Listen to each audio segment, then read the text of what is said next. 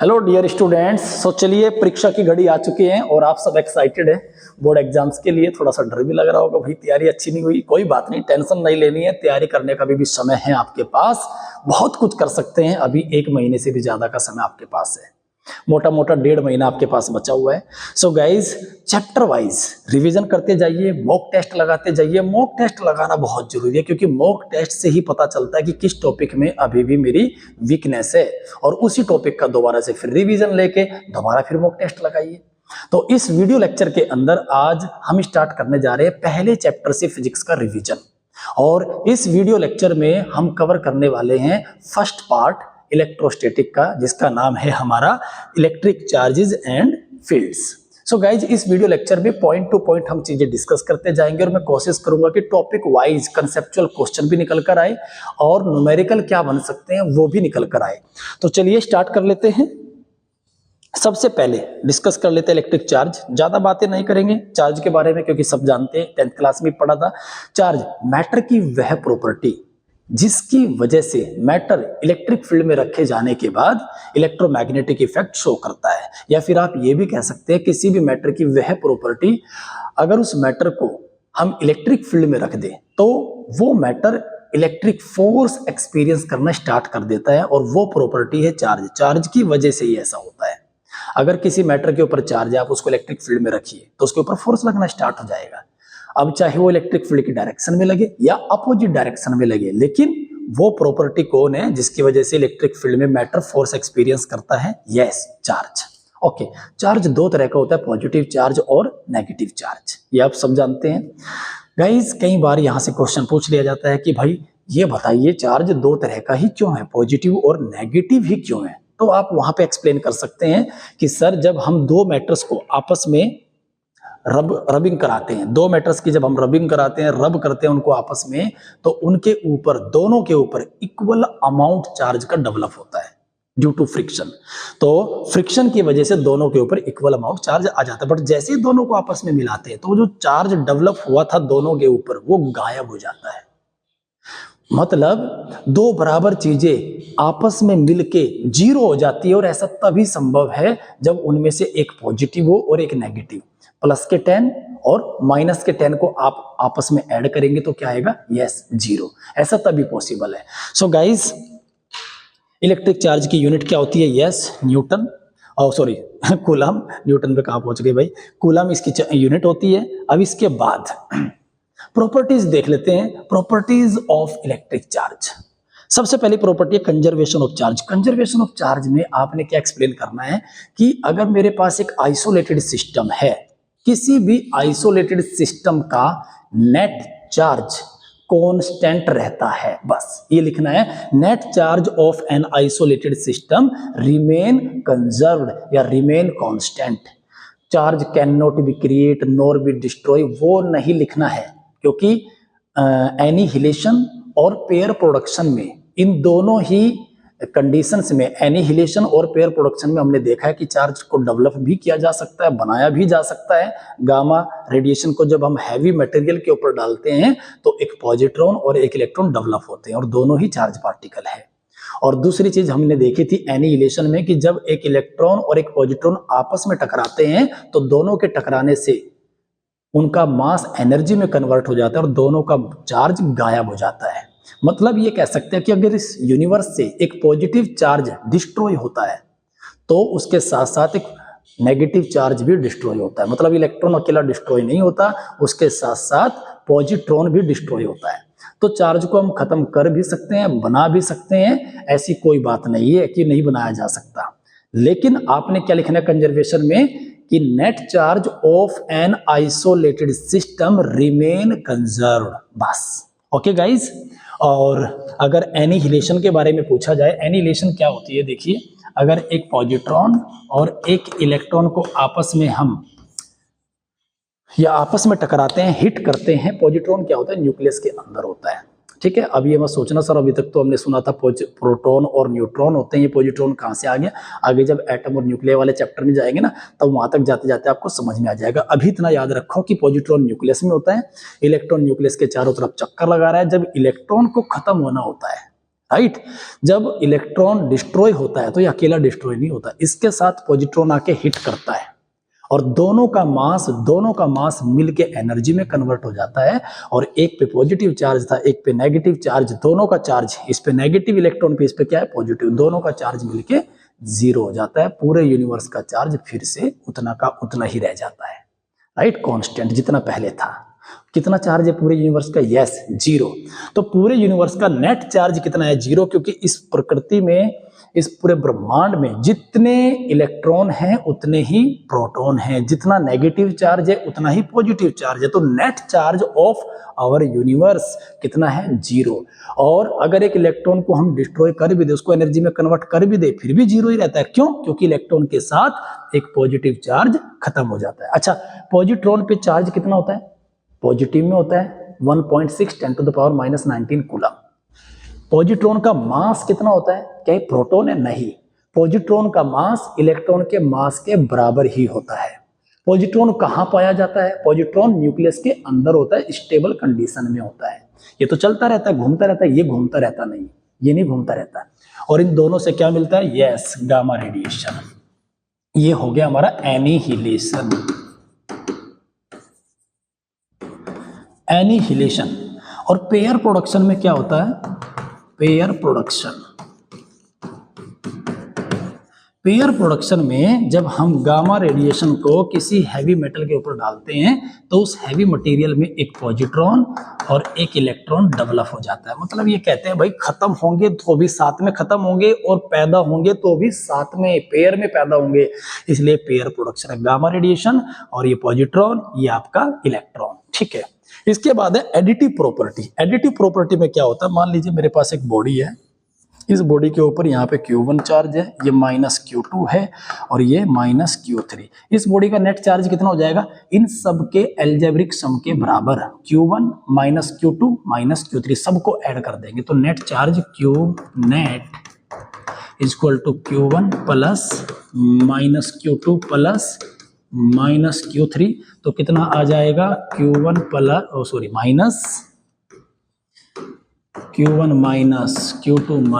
-Q3 हमारा net charge है। इसके बाद है क्वांटाइजेशन प्रॉपर्टी। तो क्वांटाइजेशन प्रॉपर्टी क्या है? आइए इसके बारे में देखते हैं।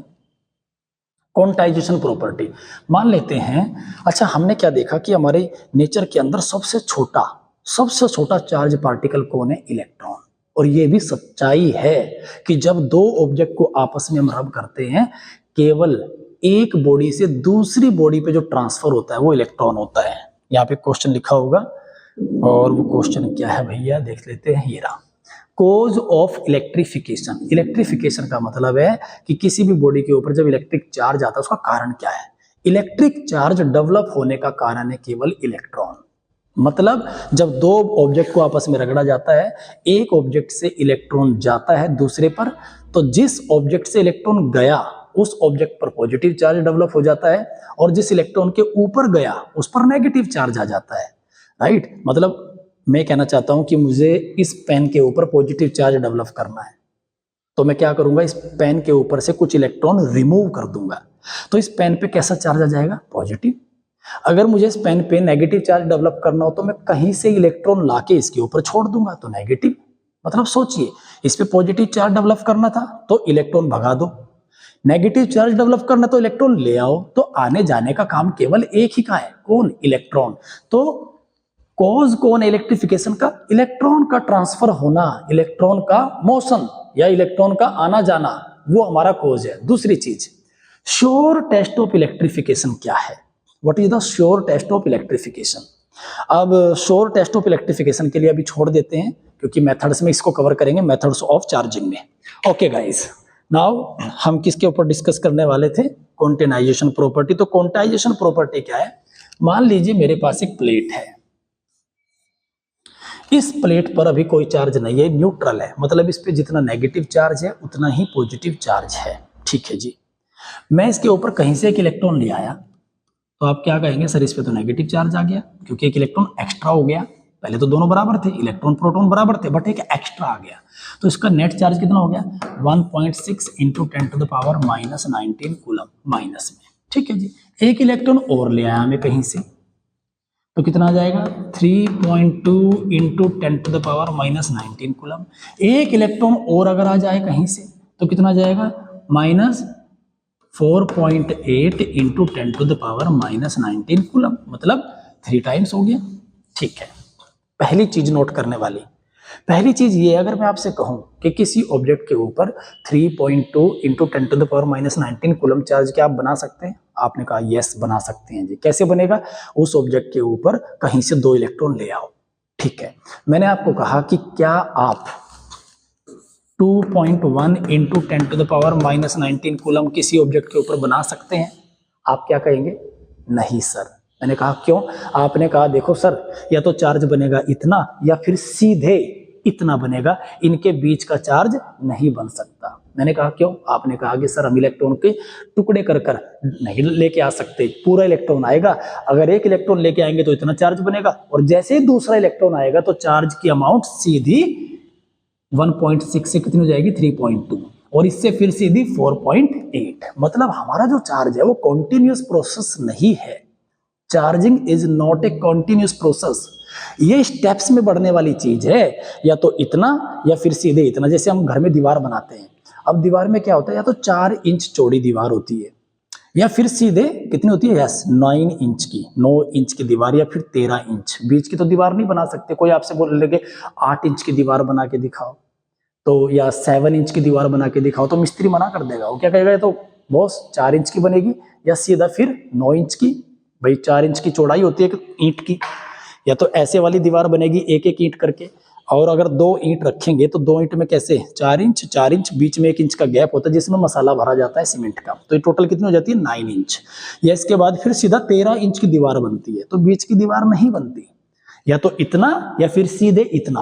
तो ये स्टेप्स में बढ़ने वाली चीज है। कौन? चार्ज।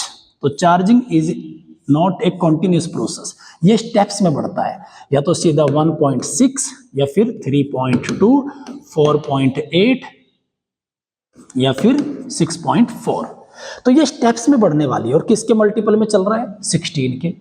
16 1 जा 16, 16 32, 48, इस तरीके से बढ़ते जा रहा है। ओके, तो इसका अगर मैं n चार्ज ले आऊं, इसके ऊपर कहीं से n इलेक्ट्रॉन ले आऊं या n इलेक्ट्रॉन भगा दूं, तो इसका नेट चार्ज कितना हो जाएगा?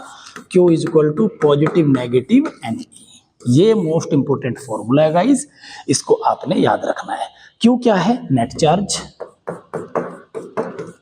Q हमारा नेट चार्ज है, N क्या है? नंबर ऑफ इलेक्ट्रॉन, मतलब charge particle, number of charge particle. और ये क्या है? इलेक्ट्रॉन नहीं है, एलिमेंट्री चार्ज, सबसे छोटा चार्ज। इसकी वैल्यू कितनी होती है? 1.6 10⁻⁻19 कूलम। ओके, सबसे छोटा नेगेटिव चार्ज इस यूनिवर्स के अंदर इलेक्ट्रॉन है, सबसे छोटा पॉजिटिव चार्ज इस यूनिवर्स के अंदर कौन है? ये सबसे छोटा प्रोटॉन या पॉजिट्रॉन भी आप कह सकते हैं। ओके गाइज, अब इसके ऊपर कुछ न्यूमेरिकल से देख लेते हैं। What is the total charge of an object that has lost? ओ भाई साहब, इसने lost कर दिया, खो दिए। कितने इलेक्ट्रॉन खो दिए? 5 इंटू 10⁻15 इलेक्ट्रॉन। याद होगा इलेक्ट्रॉन गए हैं। अगर किसी ऑब्जेक्ट के ऊपर से इलेक्ट्रॉन जाएंगे तो कितना चार्ज बनेगा उसके ऊपर? यस, पॉजिटिव चार्ज बनेगा। और कितना बनेगा? Q is equal to Ne। N कितना है? नंबर दे दिया, 5 इंटू 10⁻15। Elementary charge 1.6 10⁻⁻19 coulomb. आप मल्टीप्लाई कर लेना, आंसर इसका आ जाएगा। इतना काम आप भी कर सकते हैं, वैसे तो मल्टीप्लाई करने में कुछ है भी नहीं। 16 5 जा 80, तो 8.0 और 10⁻15 10 इंटू 10⁻4 कूलम। ये इसका आंसर आ गया। ठीक है, अगला क्वेश्चन देखिए गाइस। अगला क्वेश्चन है, can an object have a charge of?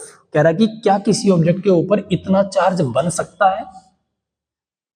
देख लेते हैं, एन निकालेंगे। एन निकालने की जरूरत है। अगर एन हमारा फ्रैक्शंस में आता है तो पॉसिबल नहीं है, और अगर हमारा कोई इंटीजर आता है तो फिर संभव है।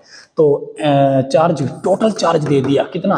3.2 इंटू 10⁻⁻18 कूलम। एलिमेंट्री चार्ज हमें पता है 1.6 10⁻⁻19, और n निकाल कर देखेंगे। अगर ये फ्रैक्शन में आता है तो पॉसिबल नहीं है इतना चार्ज। अगर ये पूरा पूरा डिवाइड हो गया, कोई इंटीजर बनता है, तो फिर पॉसिबल है। तो n is equal to q upon e. Q कितना है भैया 3.2 10 to the power minus 18 and elementary charge 1.6 10 to the power minus 19। अरे वाह, ये तो कट गया। ऊपर जाके कितना हो जाएगा, पावर प्लस की हो जाएगी 10, 10 इंटू 2 कितना आ गया, यस 20। यस, इतना चार्ज हमारा पॉसिबल है। एमसीक्यूज में आ सकता है, ठीक है, बड़े इजी लेवल के क्वेश्चंस होते हैं। और इसके बाद गाइस हमारा क्वेश्चन ये है, देखिए बड़ा अच्छा क्वेश्चन है। Calculate the charge of A copper particle. एक कॉपर पार्टिकल है हमारे पास, कॉपर की प्लेट है मान लीजिए, और उसका मास कितना दे दिया 300 मिलीग्राम mg। ओके, और उसके ऊपर से 0.1% ऑफ इलेक्ट्रॉन हमने क्या कर दिए, रिमूव कर दिए। तो इसके ऊपर कितना चार्ज बनेगा। पहली तो बात, इलेक्ट्रॉन रिमूव किए हैं तो कैसा चार्ज बनेगा, पॉजिटिव चार्ज बनेगा। अब वो पूछ रहा है कितना बनेगा, राइट। क्यों पूछ रहा है, Q equal to N E, लेकिन एन तो तब लगाएंगे ना, वो फॉर्मूला तो तब लगाएंगे भाई जब हमें एन ई ये तो पता है, ये तो नहीं पता। ये क्या है, नंबर ऑफ इलेक्ट्रॉन कितने रिमूव किए। अब 1% दे दिया भाई साहब ने, तो अब 1% में कितने इलेक्ट्रॉन होंगे नहीं पता। चलिए अब ये बताइए मुझे, क्या हम ये पता लगा सकते हैं कैसे भी करके कि 300 मिलीग्राम कॉपर में कितने एटम होते हैं, एटम की संख्या। अगर एटम की संख्या पता लग जाए तो फिर हम ये जरूर पता है कि एक एटम में 29 प्रोटॉन और 29 ही इलेक्ट्रॉन होते हैं। तो अगर एटम की संख्या आ जाए तो उसमें क्या करेंगे, हम 29 की मल्टीप्लाई करके नंबर ऑफ इलेक्ट्रॉन निकाल लेंगे। भाई टोटल इलेक्ट्रॉन, मेटल का मेरे पास ये टुकड़ा है, मान लीजिए ये टुकड़ा है, इसका मास कितना है 300 मिलीग्राम। ये मेटल का टुकड़ा है 300 मिलीग्राम का। अब इस मेटल के टुकड़े में नंबर ऑफ एटम हमें देखने हैं कि कॉपर के कितने एटम हैं। ठीक है, कैसे निकालेंगे, ये देखिए मास नंबर कितना है 63। इसका मतलब पता क्या है, 63 ग्राम कॉपर में कितने एटम होते हैं, 6.02 into 10 to the power 23 atoms. भाई 63 ग्राम में तो इतने होते हैं, 1 ग्राम में कितने होंगे, यस डिवाइड कर देंगे। Okay 0 into 10 to the power 23 upon में 63। ठीक है जी, डिवाइड कर दिया। इतने एटम्स 1 ग्राम में इतने एटम होंगे। ओके, तो 300 मिलीग्राम में कितने होंगे, अब ये निकाल लेंगे। 300 मिलीग्राम में कितने बनेंगे, 300 मिली 10 टू द पावर माइनस 3 ग्राम में, 1 ग्राम का पता है तो इतने ग्राम में चाहिए, इसकी मल्टीप्लाई कर देंगे। 6.02 into 10 to the power 23 upon में 63 और इंटू में 300 into 10 to the power minus 3। इतने एटम होंगे। ये एटम की संख्या आ गई 300 मिलीग्राम के टुकड़े में, इतने एटम है। और एक एटम में यस कितने इलेक्ट्रॉन है 29। तो नंबर ऑफ इलेक्ट्रॉन्स n निकाल लेंगे। इसका कितना टोटल 29 की मल्टीप्लाई कर देंगे तो 6.02 इंटू, देखिए ध्यान से, ये पावर गया हमारा, कितना रह गया यहाँ पे 21 और यहाँ पे 10 टू द पावर माइनस 3 है और यहाँ पे तो ऐड होएगा 23 है ना, हाँ, तो इससे ये -1 रह गया और ये -1 से एक पावर यहाँ पे कम हो जाएगी तो 22। ठीक है, तो ये खत्म हो गया हमारा। इंटू में 3 इंटू में 10 to the power 22 upon 63 into में 29 नंबर ऑफ इलेक्ट्रॉन्स। मतलब 300 मिलीग्राम के टुकड़े में इतने इलेक्ट्रॉन है टोटल और उसने कितने भगाए 0.1%। तो इसका 0.1% निकाल लेंगे। ठीक है, रिमूव्ड इलेक्ट्रॉन कितने हैं 1% इसका, तो 6.02 into 3 into 10 to the power 22 upon में 63 इंटू में 29 इंटू में 0.1%, ये आ गया हमारा। तो ये नंबर ऑफ क्या आ गया हमारे इलेक्ट्रॉन जो उसने रिमूव किए। तो अब चार्ज निकाल लेंगे, ये आ गया हमारा n, Q is equal to NE। n की वैल्यू ये रही जो उसने रिमूव किए, और E की वैल्यू यहां रखेंगे तो टोटल चार्ज हमारा कूलाम में आ जाएगा। तो इस तरीके से ये क्वेश्चन किए जाते हैं गाइस, और ये क्वेश्चन आप घर पे प्रैक्टिस करना। ये कॉपर का था पिछले वाला, ये Fe आयरन का है। तो आयरन का एटॉमिक नंबर दिया हुआ है, एटॉमिक मास नंबर दिया हुआ है 56, और इसमें 1% रिमूव किया। कितना परसेंट? 1%। और ये कितना है? 224 मिलीग्राम। बस मास दे दिया, सारी चीजें बिल्कुल सेम ऐसा ही क्वेश्चन है। अब चलिए आगे बढ़ते हैं। Charge is unaffected bye motion, ये बात सच्चाई है। अगर कोई बॉडी है जिसके पास मास है और वो चल रही है, तो उसका मास वेलोसिटी से अफेक्ट होता है। आइंस्टीन साहब ने बताया था m is equal to m not upon में √1 minus v square upon c square. इस इक्वेशन से हमें पता चलता है कि कोई भी बॉडी जिसका मास रेस्ट में m नॉट था, तो जब वो मोशन में आती है v वेलोसिटी से वो दौड़ती है, तो उसका मास हो जाता है m, और उसका फॉर्मूला ये।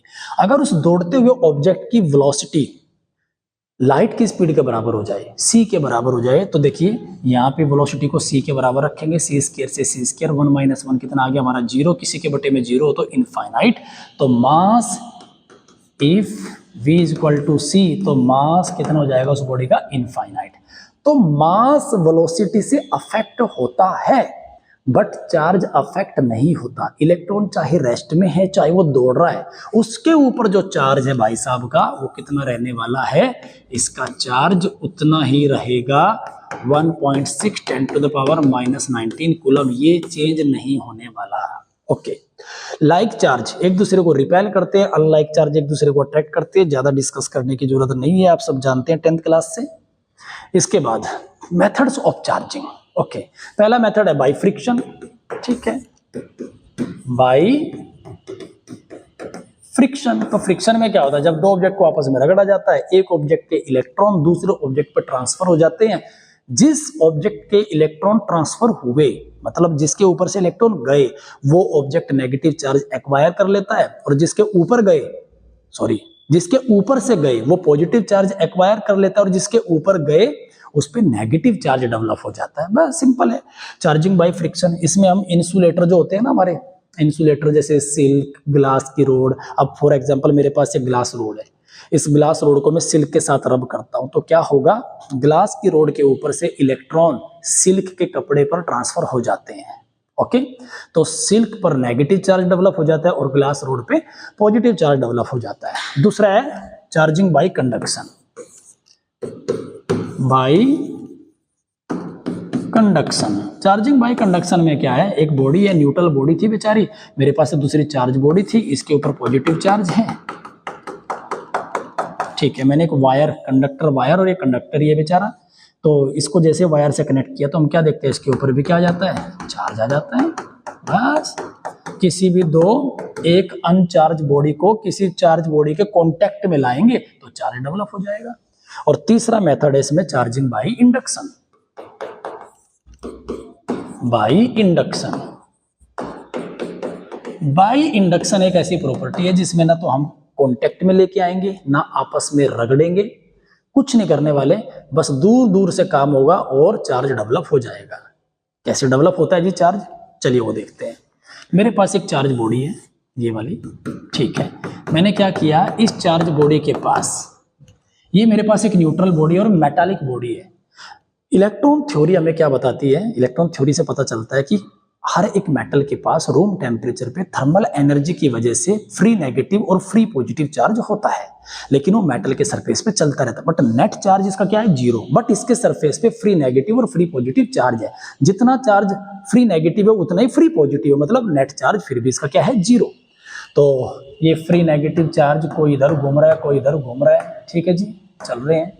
तो फ्री पॉजिटिव 1 2 3 4 5 6 7, तो 7 पॉजिटिव बना दीजिए, 4 5 6 7। जितना फ्री नेगेटिव उतना ही फ्री पॉजिटिव, नेट चार्ज 0। जैसे ही मैं इस बॉडी को इसके पास लेकर आऊंगा तो आते ही क्या हो जाएगा? Due to induction negative charge इधर आ जाएगा, 2 3 5 6 7, और फ्री पॉजिटिव चार्ज इधर शिफ्ट हो जाएगा रिपल्सन के कारण। ठीक है, अब हम क्या करेंगे, ये पहला स्टेप है। दूसरा स्टेप, हम इस बॉडी को अर्थिंग देंगे। तो जैसे अर्थिंग दिया, क्या हुआ,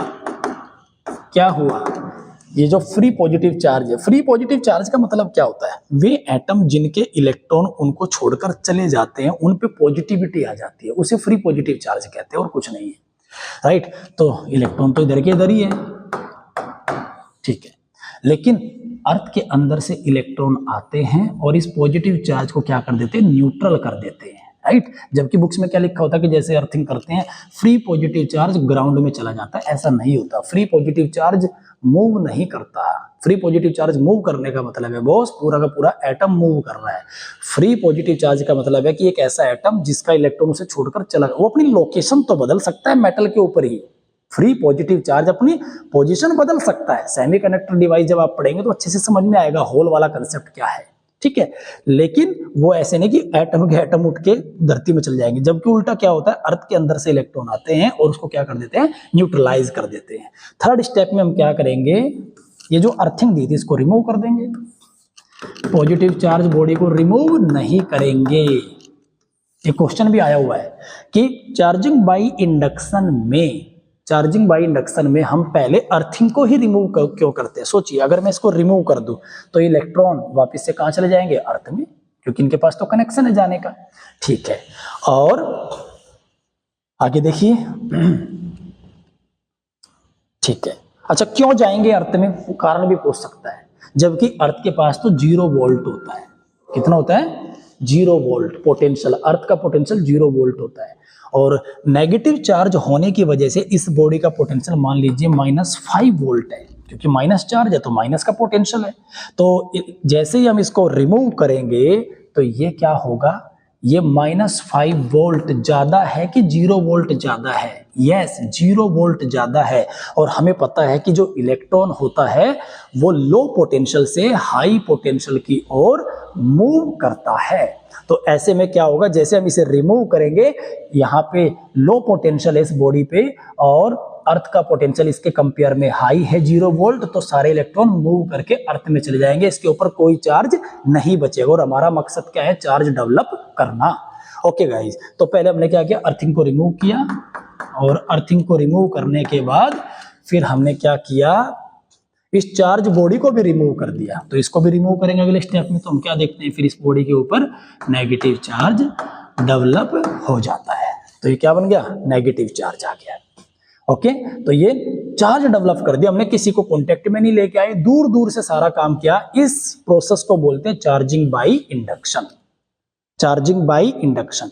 अब सोचिए, मेरे पास एक न्यूट्रल बॉडी है और ये मेटालिक बॉडी है जो चार्ज को कंडक्ट कर सकती है, और इसके पास में कोई पॉजिटिव चार्ज बॉडी रख दूं, तो क्या ये पॉजिटिव चार्ज बॉडी इसे अट्रैक्ट कर सकती है? हाँ, इंडक्शन की वजह से इसका नेगेटिव चार्ज इधर आ जाएगा और पॉजिटिव चार्ज इधर शिफ्ट हो जाएगा, और ये नेगेटिव चार्ज इसकी तरफ अट्रैक्ट हो जाएगा। तो हम ये कह सकते हैं कि एक पॉजिटिव चार्ज बॉडी, जो पॉजिटिव चार्ज बॉडी होती है, या कोई भी, चाहे नेगेटिव चार्ज बॉडी है चाहे पॉजिटिव चार्ज बॉडी है, वो दूसरी चार्ज बॉडी को अट्रैक्ट और रिपेल तो कर ही सकती है, लेकिन ए charge body can attract another opposite charge body. मान लीजिए इसने क्या बोला, कोई चार्ज बॉडी है, क्या वो किस किस को अट्रैक्ट कर सकती है? दूसरी चार्ज बॉडी को अट्रैक्ट कर सकती है। मान लीजिए मेरे पास ये चार्ज बॉडी है, इस पे पॉजिटिव चार्ज है, तो ये पॉजिटिव चार्ज बॉडी क्या किस किस को अट्रैक्ट कर सकती है? दूसरी चार्ज बॉडी को अट्रैक्ट कर सकती है जिस पे नेगेटिव चार्ज है, बिल्कुल कर सकती है, या फिर न्यूट्रल बॉडी को भी अट्रैक्ट कर सकती है। याद रखिए, तो एक चार्ज बॉडी जो होती है वो दूसरी चार्ज बॉडी को भी अट्रैक्ट कर सकती है और न्यूट्रल बॉडी को भी अट्रैक्ट कर सकती है। ऐसा नहीं है कि न्यूट्रल बॉडी को अट्रैक्ट नहीं कर सकती। ठीक है गाइज, तो आई होप ये क्लियर हो चुका होगा आपको। चलिए अब आगे बढ़ते हैं।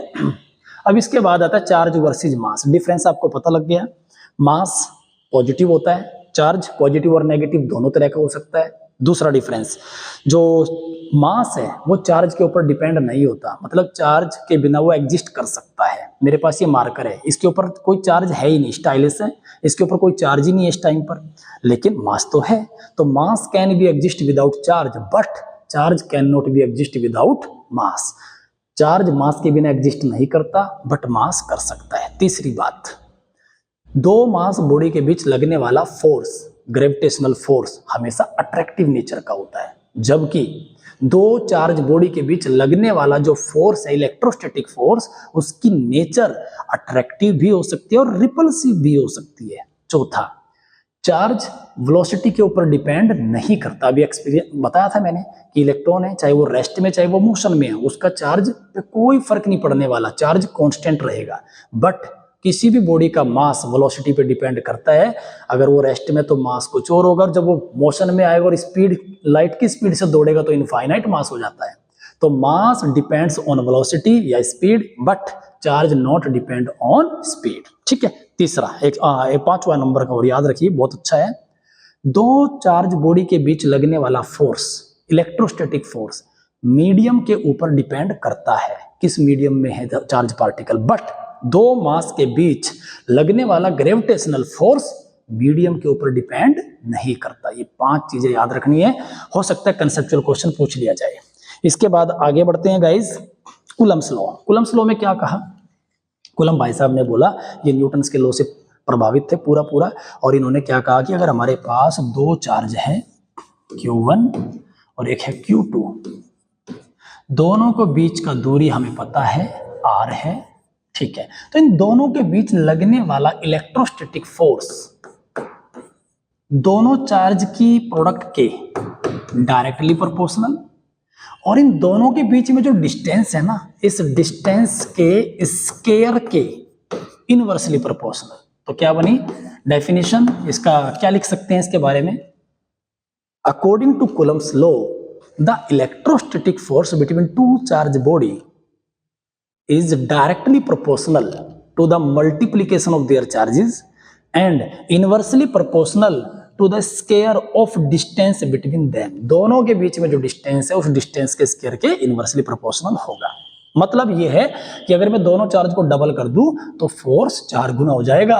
दोनों चार्ज को मैं 3 टाइम्स कर दूं, 3 और 3 जा 9, तो फोर्स 9 गुना बढ़ जाएगा। डायरेक्टली का तो मतलब ये है, इनवर्सली का मतलब ये है कि अगर दोनों के बीच की डिस्टेंस को मैं डबल कर दूं तो फोर्स 4 गुना कम हो जाएगा।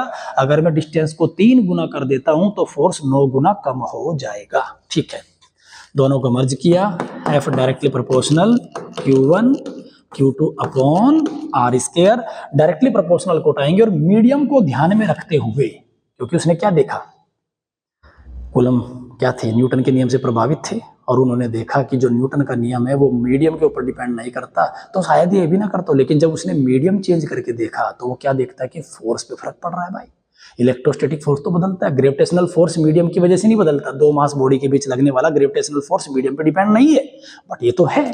और उसी को ध्यान में रखते हुए कांस्टेंट इसने बनाया, और वो कांस्टेंट कितना है? F equal to small k Q1 Q2 upon R square, where K is a constant जिसकी वैल्यू कितनी होती है?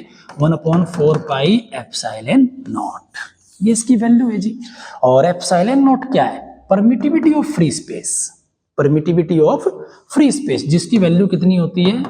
8.85 इंटू 10⁻⁻12। अब इसका यूनिट याद करने की जरूरत नहीं है, यहीं से निकल जाएगा। तो अगर आप इसको यहाँ पे रखेंगे तो इसका यूनिट बन जाएगा भैया, F नीचे आ जाएगा, कूलम स्क्वायर पर न्यूटन मीटर स्क्वायर। फॉर्मूले से निकाल लेना, कूलम स्क्वायर पर न्यूटन मीटर स्क्वायर, ये इसका यूनिट बन गया। ठीक है जी, दोनों की वैल्यू को रखेंगे तो कितना आ जाएगा? So F is equal to Q1 Q2 upon 4 pi epsilon not R square. ये सिंपल फॉर्म है कूलम्स लॉ की। ठीक है, तो फ्री स्पेस की परमिटिविटी, परमिटिविटी क्या है? किसी भी मीडियम की वो प्रॉपर्टी जो ये डिसाइड करती है कि फोर्स कितना लगेगा और कितना नहीं लगेगा। मतलब परमिटिविटी ही डिसाइड करेगी कि फोर्स कितना लगने देना और कितना नहीं लगने देना है। ये कह सकते हैं मेरे पास एक मीडियम है, उसकी परमिटिविटी कम है, तो उस मीडियम में दो चार्ज बॉडी के बीच लगने वाला फोर्स ज्यादा होगा। मीडियम बदल दिया मैंने, जिसकी परमिटिविटी ज्यादा है, तो ज्यादा परमिटिविटी वाला मीडियम क्या करेगा? फोर्स को कम कर देगा। मतलब ये एक तरह से परमिटिविटी का ज्यादा होना इलेक्ट्रोस्टैटिक फोर्स के लिए क्या है? हानि है। कम कर देगा। जिसकी जितनी ज्यादा परमिटिविटी वो उतना ही ज्यादा क्या करता जाएगा, कम। तो इसका एक रेशियो निकाल लेते हैं, कि रिलेशन निकाल लेते हैं भाई। उस रिलेशन को क्या बोलते हैं वो देखिए। मान लेते हैं मेरे पास ये मीडियम है, फ्री स्पेस, और दो चार्ज है Q1 Q2, दोनों के बीच का डिस्टेंस R है। तो फ्री स्पेस में जो फोर्स है F0 कितना हो जाएगा, Q1 Q2 upon 4 pi epsilon not R square, equation first. अगर मैं इसको किसी दूसरे मीडियम में डाल दूं, ये कोई दूसरा मीडियम है जिसकी परमिटिविटी एप्सिलॉन है, ओनली एप्सिलॉन, एप्सिलॉन नॉट तो फ्री स्पेस की थी, इसकी एप्सिलॉन है। तो FM मीडियम चेंज हो गया, फोर्स भी चेंज हो जाएगा। Q1 Q2 दोनों सेम है, 4 pi epsilon into R square, distance भी वही है, इक्वेशन सेकंड। दोनों को डिवाइड करेंगे आपस में, Q1 से Q2 कैंसिल, ये आपस में कैंसिल हो गए भैया, लड़ मरे आपस में। चलिए, तो F0 upon FM is equal to epsilon को ऊपर लेके जाएंगे, एप्सिलॉन नीचे आ जाएगा, और इस रेशियो को बोलते हैं हम डाइलेक्ट्रिक कांस्टेंट या रिलेटिव परमिटिविटी। इसको एप्सिलॉन R से भी रिप्रेजेंट किया जाता है, ये है। तो एप्सिलॉन किसी भी मीडियम की जो परमिटिविटी है वो कितनी आ जाएगी, इसको इधर ले जाओ, तो epsilon is equal to epsilon R into epsilon not, या फिर K इंटू एप्सिलॉन नॉट। तो अगर मीडियम के लिए मुझे फॉर्मूला बनाना है तो एप्सिलॉन की जगह पे मैं क्या लिख सकता हूं, किसी भी मीडियम में दो चार्ज पार्टिकल है, Q1 Q2 upon 4 pi epsilon R square. अब इसकी वैल्यू कितनी है एप्सिलॉन की, एप्सिलॉन की वैल्यू है एप्सिलॉन R या फिर डाइलेक्ट्रिक कांस्टेंट K इंटू में एप्सिलॉन नॉट, तो एप्सिलॉन नॉट इंटू में K, ये आ जाएगा हमारा फॉर्मूला। ठीक है, तो K हमारा डाइलेक्ट्रिक कांस्टेंट, K जितना ज्यादा होगा फोर्स उतना ही कम होगा, इनवर्सली प्रोपोर्शनल है डाइलेक्ट्रिक कांस्टेंट के। ओके गाइज, अब इसके बाद आगे बढ़ते हैं। चलिए, एक क्वेश्चन है, और क्वेश्चन क्या है, find out electrostatic force between an alpha particle और एक इलेक्ट्रॉन है जिनके बीच का separation by distance 1 millimetre in water. Water में प्रेजेंट है और वाटर का डाइलेक्ट्रिक कांस्टेंट दे दिया भाई साहब ने 80। ठीक है, तो क्या क्या दे दिया, क्या क्या दे दिया वो देखिए। Q1 alpha particle, alpha particle क्या होता है, हीलियम एटम का जो न्यूक्लियस होता है ना, उसी को अल्फा पार्टिकल कहते हैं, हीलियम एटम, जिसमें 2 प्रोटॉन और 2 न्यूट्रॉन है, मतलब उसका चार्ज, यस, हीलियम एटम के न्यूक्लियस का चार्ज प्रोटॉन का डबल। ठीक है, और Q2 इलेक्ट्रॉन है हमारा। ठीक है जी, ये मालूम है हमें, 2 into 1.6 10 to the power -19 coulomb, और ये भी मालूम है 1.6 into 10 to the power -19 coulomb, minus में होता है, लेकिन हमें तो मैग्नीट्यूड चाहिए। और डिस्टेंस कितनी है भैया, 1 मिलीमीटर, इसको मीटर में कन्वर्ट करेंगे, 1 की जगह पे 1 मिली का मतलब पता है ना, यस, -3 मीटर। और फोर्स डाइलेक्ट्रिक कांस्टेंट भी दे दिया भाई साहब ने 80। ठीक है, तो फोर्स का formula 1/4 pi epsilon not into में K, Q1 Q2 upon R square. इसकी वैल्यू फिक्स है, याद रख लो, रट्टा मार लो। 1/4 पाई एप्सिलॉन नॉट की वैल्यू होती है 9 इंटू 10 टू द पावर 9। जब आप सारी चीजें को वैल्यू पुट करेंगे 4 पाई एप्सिलॉन नॉट, तो ये इतना इसके बराबर आता है। और इंटू में Q1 2 into 1.6 10 to the power -19, Q2 कितना है 1.6 10 टू द पावर -19। ओहो, अरे बाप रे, भाग जा भाई भाग जा, -19 अपॉन में K की वैल्यू 80 इंटू में R square 10 to the power -3 का स्क्वायर। आराम से इसको आपने कैलकुलेट करना है, और ये हमारा आंसर आपने निकालना है, क्या आएगा, न्यूटन में। ओके गाइस, इसके बाद अगला टॉपिक है हमारा कूलम्स लाइन वेक्टर फॉर्म। बड़ा सिंपल है, डरना नहीं है कूलम्स लाइन वेक्टर फॉर्म से। देखिए, मेरे पास एक चार्ज है Q1 और ये दूसरा चार्ज है Q2। ठीक है जी, ठीक है, सिंपल। इन दोनों के बीच का जो डिस्टेंस है ये है हमारा वेक्टर R। ठीक है, तो इन दोनों के बीच लगने वाला जो फोर्स है वेक्टर फॉर्म में चाहिए मुझे। F is equal to K coulomb's constant Q1 Q2 upon दोनों के बीच का डिस्टेंस है R इसके मैग्नीट्यूड का स्केयर। बट ये तो स्केलर हुआ, ये तो स्केलर है और स्केलर वेक्टर के बराबर नहीं हो सकता।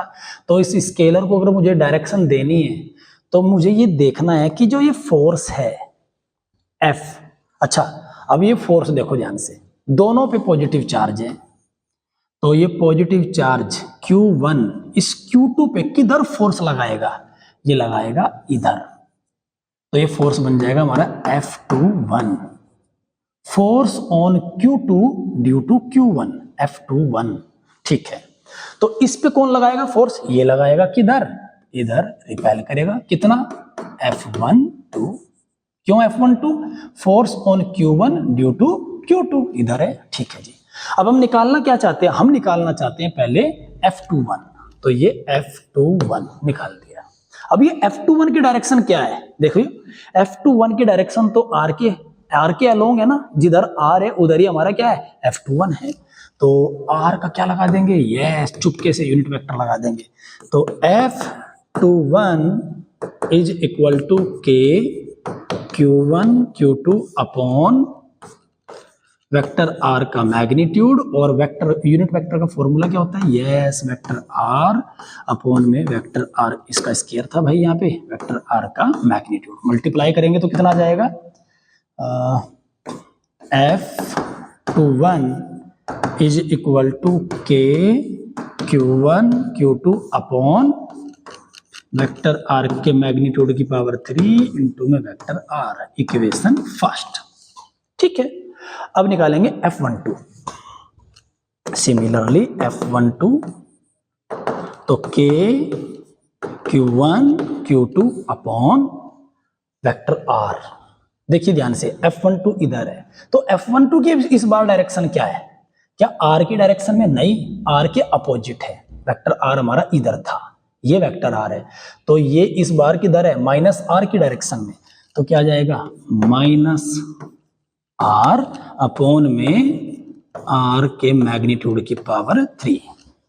इसी तरीके से किया ये भी, मैंने दो लाइन बीच में खा गया, सीधा यहाँ पे आ गया। ठीक है, तो ये माइनस को हम कहाँ लिख देंगे, यस आगे, तो माइनस को आगे रखेंगे, माइनस आगे आ गया। अब मुझे बताओ ये वैल्यू किसकी है, इक्वेशन फर्स्ट से, इक्वेशन फर्स्ट से देखो ये वैल्यू तो F21 की है, यहाँ रख दीजिए, तो कितना आ गया F12 is equal to minus minus, और ये वैल्यू किसकी है भैया, F21 की, F21, तो क्या आ गया, इसका मतलब है both charge applying equal and opposite force on each other, दोनों चार्ज एक दूसरे पर इक्वल और अपोजिट, माइनस साइन का मतलब है कि दोनों फोर्स की डायरेक्शन क्या है, अपोजिट है, फोर्स लगाते हैं। ओके, अब इसके बाद अगला सुपरपोजिशन प्रिंसिपल क्या कहता है, सुपरपोजिशन प्रिंसिपल में क्या है, मान लेते हैं मेरे पास ये चार्ज है, test charge Q0, test charge Q0, और इसके चारों तरफ बहुत सारे चार्ज प्रेजेंट हैं, Q1 Q2 Q3, इन सब की वजह से इस अकेले पे चार्ज फोर्स निकालना है। मान लेते हैं ये फोर्स किधर लगाएगा, यस इधर लगाएगा, और इस फोर्स को क्या बोलेंगे हम, F01। ठीक है, ये किधर लगाएगा भैया, ये इधर लगाएगा, इसको क्या बोलेंगे F02।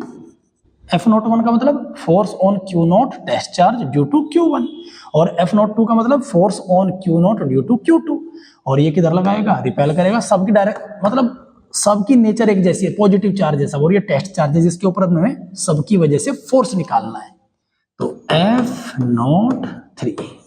ओके, तो नेट फोर्स कैसे निकलेगा, F नेट, सबका एल्जेब्रिक सम कर देंगे, वेक्टर सम, सबका वेक्टर सम करेंगे, F01 plus F02 plus F03, और होते तो वो भी ऐड हो जाते n तक। ठीक है, F01 कैसे लिखते हैं भाई, अभी थोड़ी देर पहले हमने वेक्टर फॉर्म में लिखना सीखा, K Q0 Q1, इन दोनों के बीच है ना, Q0 और Q1 के बीच, अपॉन में दोनों के बीच की जो डिस्टेंस है इसे बोल देंगे हम R10 वेक्टर, तो R10 का पावर 3 इंटू में R10, यूनिट वेक्टर लगा के सब कुछ पुट करके ये आ गया हमारा, ठीक है।